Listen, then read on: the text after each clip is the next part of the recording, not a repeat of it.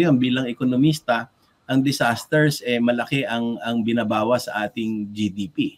Tama? Yes. Oo. So kailangan mas preparado tayo para hindi ganun kalaki yung impact, para continuous yung ating economic growth. Pag economic growth, walang development at saka hindi natin ma-attain ang sustainable development goals.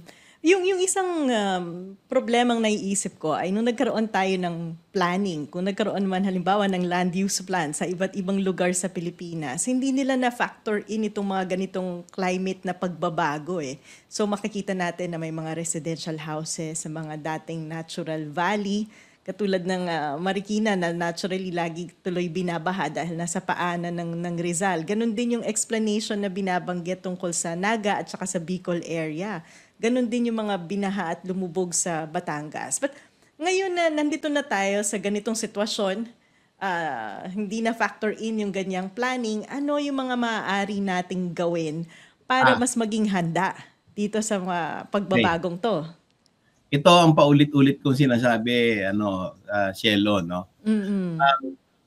Ang tawag, pag usapin ng climate change, dalawa yung bagay na dalawa yung salita na palaging madidinig mo. Yung tinatawag na climate change adaptation at saka climate change mitigation. Pag ang usapin ay climate change mitigation, ibig sabihin nun, dapat bawasan natin yung pag-burn ng fossil fuels para less ang usok, yung CO2 na nai-emit natin sa atmosphere. Kasi yun yung dahilan kung bakit umiinit ang ating mundo, global warming ang tawag doon, at kapag umiinit yung mundo, yung mga tubig sa dagat umiinit, yung atmosphere umiinit, mas nagiging matindi yung mga bagyo, no? Kasi gustong-gusto ng bagyo yun pag mainit yung tubig dagat, tsaka mainit yung atmosphere, there's more convection. So pag binawasan natin yung greenhouse gases, kasama dyan yung CO2, malaking bahagi dyan yung CO2, ang tawag doon ay climate change mitigation. Pero ang problema, hindi naman tayo ang nagko-contribute ng malaki doon sa greenhouse gases eh. Ang malaki na nagbo-burn ng fossil fuels ay yung mga industrialized countries, di ba? Kasama dito ang mga malalaki dyan, China, India, ang US, ang Europe, no? Pero ang balik sa atin. Kasi nasa typhoon belt ang Philippines. At kapag miya dumadating ang bagyo at may global warming, nagko-cause ng climate change, ang nangyayari, yung mga bagyo nagiging mas malakas. Maraming ulan, mas malalaki yung baha, mas frequent ang baha, mas maraming landslides na nangyayari, mas malaki ang storm surge, at mas malakas ang hangin. No?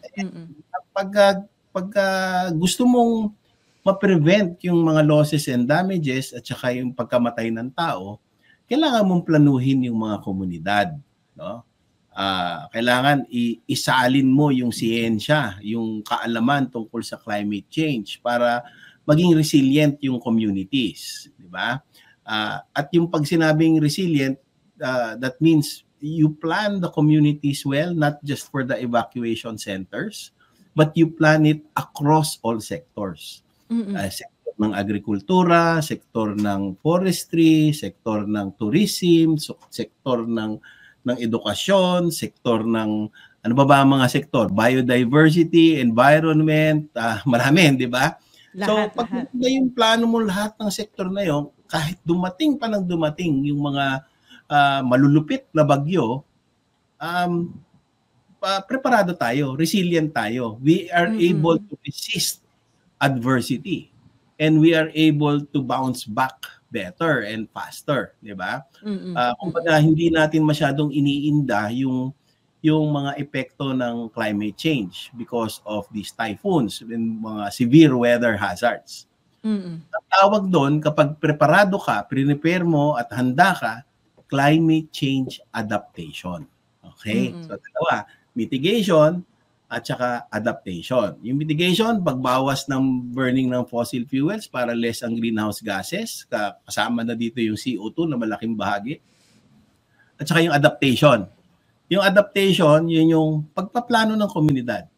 So ngayon, kapag nagplano ka ng komunidad, kailangan, since ang pinagpaplanuhan mo yung mga hazards, di ba? Kasi sabi, lalaki eh. So, ibig sabihin yan, dapat we go beyond historical records. Yung kaalaman natin ng baha na dating alam natin na hanggang dito lang, ang preparation ngayon natin hanggang dito na, di ba? So kasi may climate change na, hindi na hanggang dibdib lang, hindi lagpas ulo na o baka second floor pa. So pag nag-prepare ka, kasama yung anticipatory action na yun na ini-expect mo na mas malaki ang ano yon, climate change adaptation yon. And again, across all sectors, hindi lang pang evacuation, ha? Tama, tama. Okay. So, meron sa NEDA. Ito ginagawa ko para mas fit sa sa field mo. 'Di ba meron tayong PDP? Yes. Philippine Development Plan.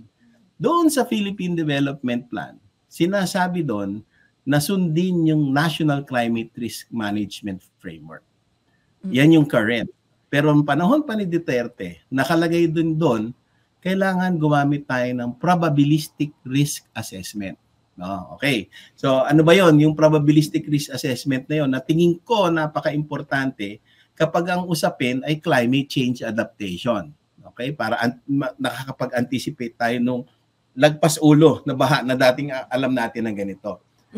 Kasi meron tayong mga mapa hazard maps. 'Di ba? Yan ang nilalatag mo tapos para pag alam mo yung hazards na yan, you prepare against that hazards.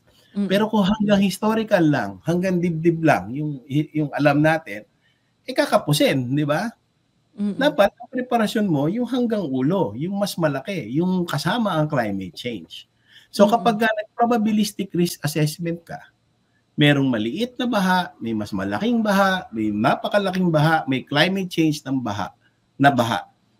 Lahat yon ay prepared ka kasi nakita mo yung mga hazard maps na kailangan that includes climate change. And then you plan, mainstream it into the actions nung community, nung city or municipality.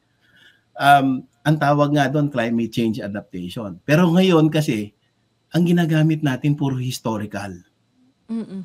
Hanggang ngayon, kahit sinasabi na kahit lumabas na yung PDP noong 2017 pa lang.